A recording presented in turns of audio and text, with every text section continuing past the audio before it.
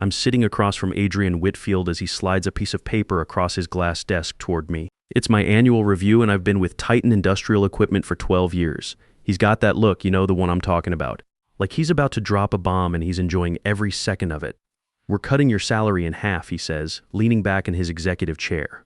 "Take it or leave it." The number on that paper is $90,000, down from $180,000. After 12 years of building this company's entire Midwest operation from scratch, I look up at him and he's actually smirking. 12 years of 60-hour weeks, 12 years of driving through blizzards to meet clients face to face. 12 years of building relationships that kept this place running while he played NBA games from his corner office. "I understand," I say calmly. "When does this take effect?" His smirk gets wider. "Immediately." I nod and fold the paper, check my pocket watch, the one my dad left me.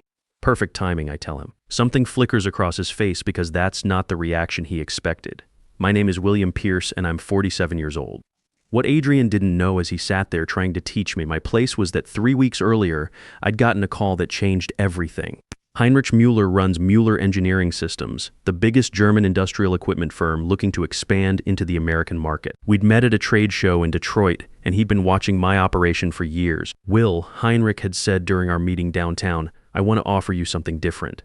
Not just a job, a partnership. I'm opening Heritage Industrial Solutions, and I need someone who understands that business is built on relationships, not spreadsheets." I hadn't given him an answer that day. Told him I needed time to think it over. But sitting there, watching Adrian destroy 12 years of loyalty with a single piece of paper, Heinrich's offer suddenly felt like the universe had aligned perfectly. Here's something you need to understand about Adrian Whitfield. He bought Titan from the original owner's family 18 months ago through some corporate acquisition fund. Never worked a day in actual sales. Never had to explain to a plant manager why their production line was down because of equipment failure. Never stayed up all night coordinating emergency repairs to keep a client's operation running. He's one of those MBA types who thinks business is all about efficiency metrics and cost optimization. What he never figured out is that for the past 5 years, I've been running his entire Midwest operation. Not officially, of course.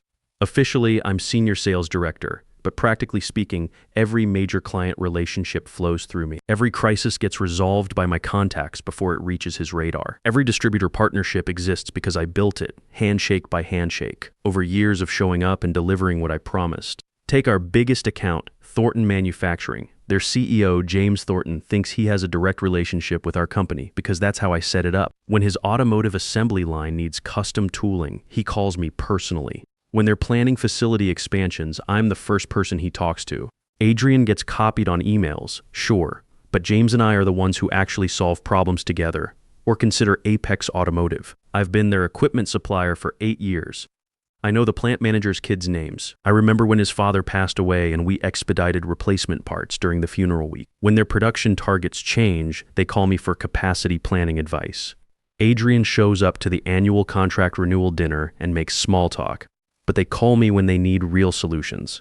This pattern repeats across our entire client base, 45 major accounts, and every single relationship runs through me. Not because I'm playing politics, but because I actually understand their operations. I remember their maintenance schedules. I know their expansion plans. I deliver what I promise when I promise it. But here's what really made Adrian vulnerable, and he had no clue about it. The distributor network that keeps his business running also works primarily with me. When clients need emergency equipment, I call Carl Stevens at Midwest Industrial Supply directly. When we need specialized installation services, Roger Walsh knows my voice and expedites everything. When equipment breaks down, Paul Richardson asks for me specifically because he knows I'll explain the technical requirements clearly and get things moving fast. These aren't just business contacts. They're relationships built over years of consistent performance. While Adrian was playing golf with other MBA types and attending networking events where people forgot his name 5 minutes later, I was building a foundation of trust based on actually getting things done. Even his own sales engineers come to me when they're stuck. When someone's confused about technical specifications, they knock on my office door. When there's a conflict with installation schedules, they ask if I can coordinate. When people are frustrated with company direction, they talk to me first.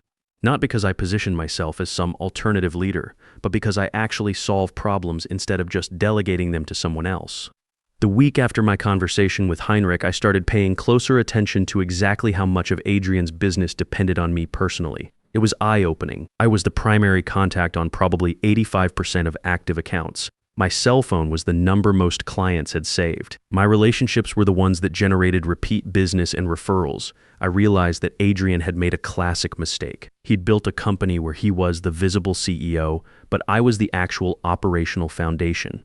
Remove me and everything else would collapse like a house of cards. So when he slid that salary cut across his desk with such obvious satisfaction, when he looked at me like I was some disposable employee who should be grateful for whatever scraps he threw my way, I knew exactly what I was going to do. Perfect timing, I'd said, and I meant every word. I stood up from his office that day and walked directly back to my desk, opened my laptop and typed out a brief email to Heinrich Mueller. I accept your partnership offer. When would you like me to start? His response came back within an hour. How about Monday? It was Thursday. That afternoon, I submitted my formal resignation to HR, 2 weeks' notice as required by my contract. Professional, courteous, giving him time to transition my responsibilities. Of course, what Adrian didn't realize was that my responsibilities couldn't actually be transitioned. You can't transfer 12 years of relationship building in a 2-week handover period. When I told him I was leaving, he barely looked up from his computer screen. Fine, he said. We'll manage without you. I almost laughed. Almost. Instead, I spent my remaining 2 weeks being the most helpful departing employee in corporate history. I documented every active project I was working on. I created detailed client profiles with contact information and maintenance schedules. I wrote comprehensive guides for managing distributor relationships. I organized my files perfectly and left clear instructions for whoever would inherit my accounts. What I didn't do was transfer the actual relationships themselves, because you can't transfer trust. You can't document the fact that James Thornton calls me when he's frustrated because he knows I'll find solutions. You can't write a manual explaining that plant managers respect my technical judgment because I've never steered them wrong. You can't hand over 12 years of reputation built one successful project at a time. On my last day, I cleaned out my desk while Adrian was in meetings, took my personal items, my technical certifications, the photos of successful installations I'd overseen, left behind all the company property, all the client files, all the business records. I wasn't stealing anything. I was just no longer available to be the invisible infrastructure holding everything together. I shook hands with my colleagues, said goodbye to the sales engineers I'd mentored over the years, and walked out at exactly 500 on Friday afternoon. Monday morning, I started my new position as Regional Vice President at Heritage Industrial Solutions. Heinrich had restructured the partnership so I'd have equity and operational authority from day one. My new office overlooked the lake, had proper technical workstations, and a partner who valued experience over MBA theories.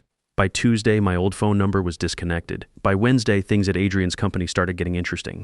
James Thornton called Titan's main office looking for me. The receptionist transferred him to Adrian, who had no idea why he was calling or what equipment issues he was referring to. James hung up confused and called Roger Walsh to ask if he knew what was going on at Titan. Roger called Thursday morning with questions about a custom installation timeline. Adrian took the call personally, trying to sound knowledgeable, but it became obvious within 5 minutes that he didn't understand the technical specifications for his own company's equipment. Roger asked to speak with someone who was actually familiar with the machinery. There wasn't anyone. By Friday of that first week, 6 major clients had called with technical questions and received similarly useless responses. 3 distributors called about delayed shipments that I would normally have expedited. The installation crew showed up at a job site for work that Adrian had forgotten was scheduled. I know all this because people started calling me directly, not to complain about Adrian exactly, but to ask if I knew what was happening over there. James Thornton tracked down my new number through a mutual contact and called to congratulate me on my move. "Will, I don't know what's going on at Titan," he said, "but it's like they forgot how to do business. Nobody there seems to understand our operation anymore." I listened sympathetically but didn't offer explanations. What was I supposed to say? That Adrian had spent 18 months taking credit for work he couldn't actually do himself. The second week was when the real problems started. One of their biggest distributors called about a payment dispute. Adrian got defensive and rude, suggesting they should be more patient about money. Carl Stevens called me that afternoon. "Will, I don't know what's happening over there, but that's not how we're used to being treated. If this is their new approach to business, we might need to reconsider our partnership." I kept my professional boundaries. "That sounds like a conversation you should have with them directly, Carl. I'm not involved with their business anymore." But of course, I also mentioned that Heritage was looking for reliable distribution partners, and would he be interested in discussing potential opportunities? Now here's where people sometimes misunderstand what happened next. I didn't sabotage Adrian's business. I didn't steal his clients or badmouth his company. I simply started building relationships in my new role the same way I'd always built relationships, by being competent, reliable, and genuinely helpful. When James Thornton mentioned he was frustrated with the lack of technical support from his current supplier, I listened. When he asked if Heritage might be interested in discussing his equipment needs, I said we'd be happy to have that conversation. When Carl Stevens called to congratulate me on my new venture and asked about our distribution capabilities, I was honest about what we could offer. Within 3 weeks of leaving Titan, Heinrich and I had secured meetings with 8 of Adrian's former clients, not because I recruited them away, but because they sought us out after becoming increasingly frustrated with the service they were receiving. The thing about building genuine relationships is that people remember competence. When they're getting poor service from one provider, they naturally think about someone who consistently delivered results. It's just human nature. By the end of my first month at Heritage, we'd signed 5 new major accounts. All of them happened to be companies I'd worked with previously, companies that had grown frustrated with Titan's inability to provide the technical support they'd grown accustomed to. The tipping point came when Thornton Manufacturing made the switch. James called Adrian personally to explain they'd be moving their business to a supplier that better understood their operational requirements. Adrian apparently became hostile, accusing James of being influenced by a former employee. James called me that afternoon, actually laughing. Well, that man just proved exactly why we made the right decision. He spent 15 minutes yelling at me about employee loyalty and competitive ethics, but he couldn't answer a single question about our actual equipment specifications. It's like he never understood our operation in the first place. That's when I realized what was really happening. Adrian hadn't just lost me as an employee. He'd lost the person who'd been translating between his corporate theories and the actual requirements of running an industrial operation. Without me there to bridge that gap, clients were getting direct exposure to his incompetence. The stories started reaching me through industry contacts. How Adrian had completely mishandled a crisis at an automotive plant because he didn't understand the emergency repair protocols. How he'd promised delivery timelines that were technically impossible because he didn't grasp the manufacturing lead times. How he'd alienated a major distributor by questioning their markup structure without understanding industry standards. Each failure made my former clients more appreciative of the service they were now receiving from Heinrich and me. Each conversation with Adrian reminded them why they'd actually valued working with Titan when I was there to make everything function properly. You know what really got to me, though? It wasn't just about business. I've got a son, Andrew, who's a junior at State studying engineering. College tuition these days, let me tell you, it's not what it used to be. When Adrian cut my salary in half, he wasn't just attacking my professional pride. He was threatening my ability to support my family, to keep my promises to my kid about getting him through school debt-free. My father worked 30 years at the same plant, believed in loyalty and putting in your time. He taught me that if you work hard and do right by people, they'll do right by you. Adrian's salary cut wasn't just about money, it was about respect. It was about recognizing that experience and relationships have value in this business. 8 weeks after I left, I ran into one of my former sales engineers at an industry conference. He looked exhausted. "Will, it's complete chaos," he said. "Adrian keeps asking us to handle things you used to do, but none of us have your relationships. Half the distributors won't return our calls. Clients constantly ask where you went, and Adrian just keeps saying we need to figure it out ourselves." I felt genuinely sorry for him and the other engineers caught in Adrian's mess. They were good people trapped in an impossible situation. "Are you looking at other opportunities?" I asked. "Everyone is," he said. But Adrian's threatening legal action if anyone else leaves, non-compete clauses and all that. That's when I knew Adrian was truly panicking. Empty legal threats are what incompetent managers resort to when they realize they've lost control of a situation they never actually understood. Heinrich and I started getting calls from talented people at Titan, not because I was recruiting them, but because word had spread about our success and positive work environment. When people are trapped in a failing situation, they naturally gravitate toward opportunities that look more stable and rewarding. We hired 4 of Adrian's former engineers over the next 6 weeks. All of them had given proper notice. All of them had been released from any legitimate contractual obligations. All of them were eager to work somewhere their technical expertise would be valued rather than taken for granted. With each new hire, we gained deeper knowledge about accounts that were struggling at Titan. Not proprietary information or trade secrets, but general industry knowledge and technical expertise that these professionals had developed over years of experience. The final collapse came when Apex Automotive made their decision. Their plant manager called me personally to explain their reasoning. "Will, we've been trying to make it work with Titan for 3 months now, but it's like dealing with amateurs." Nobody there understands our production requirements or our maintenance schedules. We're paying premium rates for substandard service. When Heinrich and I signed the Apex account, Heritage became the fastest growing industrial equipment supplier in the region. In 4 months, we'd gone from startup to major regional player. We had 38 employees, distribution partnerships across 12 states, and a client waiting list that stretched 3 months out. All because Adrian Whitfield thought cutting my salary in half would teach me my place. The last time I saw him was at the Industrial Equipment Expo 6 months after I'd left. He looked terrible, stressed, desperate, defensive. When he spotted me across the exhibition floor, he actually tried to approach me.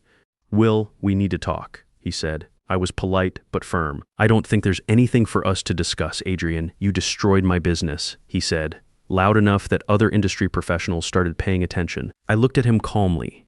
"I didn't destroy anything, I just stopped fixing everything." That was the moment he finally understood what had really happened. I could see it in his face. For 18 months, he'd been running a company where his most important function was staying out of my way while I made everything work. When he drove me away with that insulting salary cut, he lost the only person who'd been preventing his incompetence from becoming visible to his clients. He didn't lose his business because I sabotaged it. He lost it because he'd never actually been running it. The conversation around us had gone quiet. Other professionals in our industry were witnessing a perfect illustration of why some businesses succeed and others fail. It had nothing to do with corporate warfare or employee revenge. It had everything to do with understanding that sustainable success comes from genuine competence and authentic relationships, not from titles and MBA theories. I excused myself politely and rejoined Heinrich's conversation with a potential client. 8 months later, I heard through industry contacts that Adrian had been forced to sell what remained of Titan to a larger equipment firm. The Titan brand name disappeared entirely. The legacy that the original family had built over decades was gone. But here's what people don't always understand about this story. I never set out to destroy Adrian or his business. I never planned some elaborate revenge scheme. I simply refused to continue propping up someone who treated my 12 years of dedication as disposable while depending entirely on my work to maintain his company's reputation. The most devastating revenge isn't what you do to someone. It's what happens when you stop doing everything for them. Today, 2 years later, Heinrich and I run the most successful industrial equipment operation in 3 states. We have 38 employees, distribution partnerships across 15 states, and a client waiting list that extends 4 months out. Industry Weekly featured us in an article about American-German business partnerships that are reshaping manufacturing support services. But here's the real twist. 3 months ago, I got an unexpected call from a corporate headhunter. Turns out the investment group that bought Titan's assets was looking for someone to rebuild their Midwest operation. Someone with my exact background and relationship network. They offered me $320,000 to return as regional director, complete operational control, equity participation, the works. They wanted me to fix what Adrian had broken. The irony was perfect. Here was the universe offering me the chance to take over the exact operation I'd built, to have complete authority over what had once been Adrian's company. And that's when I realized something important about myself. I didn't want it, not because I wasn't still frustrated about how Adrian had treated me, not because I thought he deserved some kind of professional redemption, but because taking that role would mean spending my time and energy rebuilding something that someone else had destroyed instead of continuing to build something positive with Heinrich. I appreciate the offer, I told the headhunter, but I've spent 12 years of my career making someone else look good while they took credit for my work. I'm not interested in doing that again, even with better compensation and recognition. You see, the best revenge isn't getting power over someone who wronged you. It's building something so successful that their opinion of you becomes completely irrelevant. That salary cut Adrian gave me 2 years ago was supposed to teach me my place. Instead, it taught me my worth.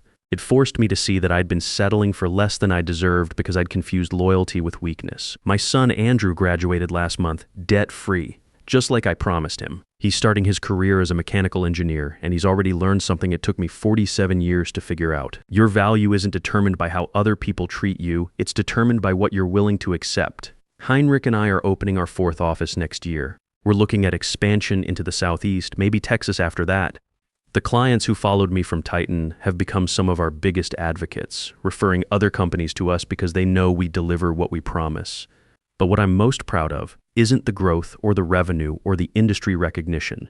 It's that we've built something based on the old school values my father taught me: competence, reliability, and treating people with respect. In a business world that seems to value MBA theories over actual experience, we've proven that the fundamentals still matter. That young engineer I mentioned, the one who looked so exhausted at the conference, he's now our head of technical services. 3 of the other guys who left Titan are key members of our team. We've created something that values experience and rewards loyalty.